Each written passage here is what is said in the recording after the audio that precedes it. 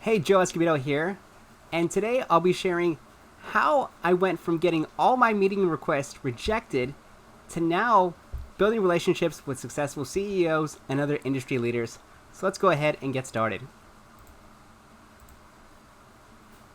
So this is perhaps the most important quote for today. It says, "You can make more friends in 2 months by becoming interested in other people than you can in 2 years by trying to get other people interested in you."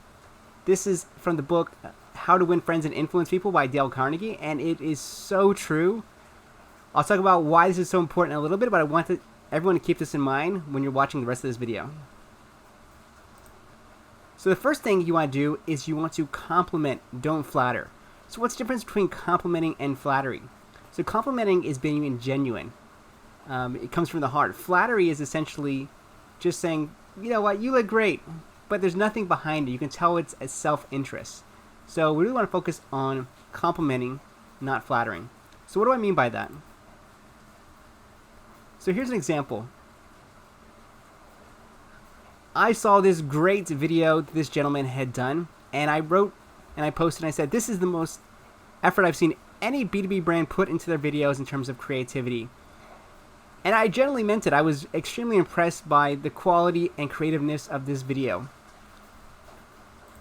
That led to this gentleman and me, him appearing on my podcast. So once again, it started with me being genuinely interested in him and the work he'd been doing. We built a relationship off the back of that. He's going to be coming on my podcast. Once again, this is a very, very senior executive, very busy, very difficult to get access to. But by genuinely being interested in him and his work, we were able to facilitate a relationship.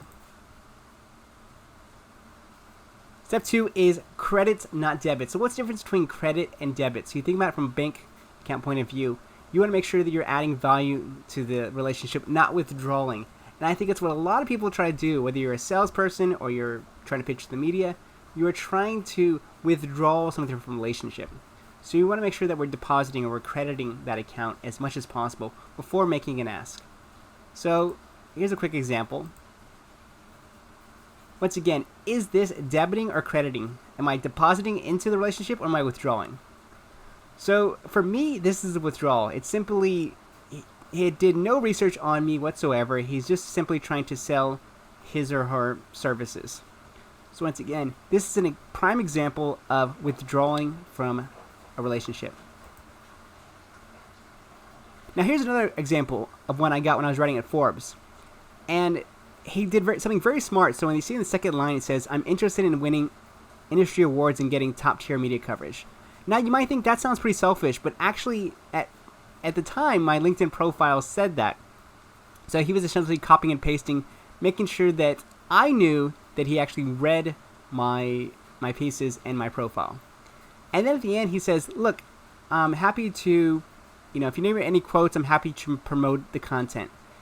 I'm pretty good at promoting content." So now this is something that's a value add to me.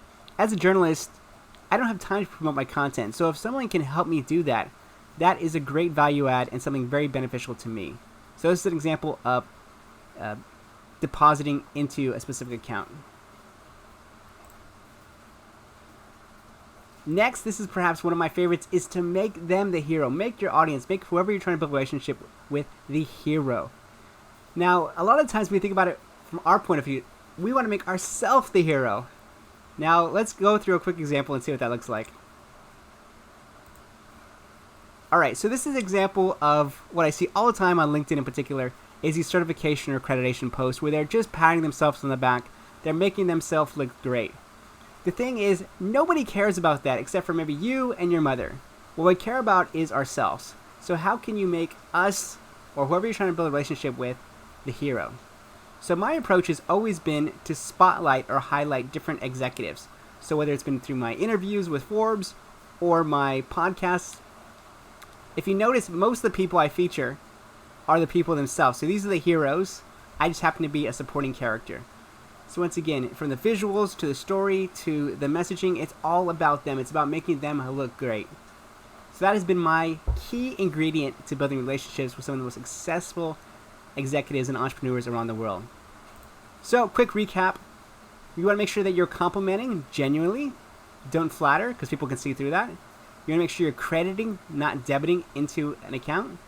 And you want to make sure that you're making your audience the hero. If you do that, I guarantee you'll be able to build relationships with whoever you want. So thank you so much. I really appreciate you listening. Happy networking. My name is Joe Escobedo. Feel free to connect with me on LinkedIn, and I'm happy to answer any questions. Thanks so much.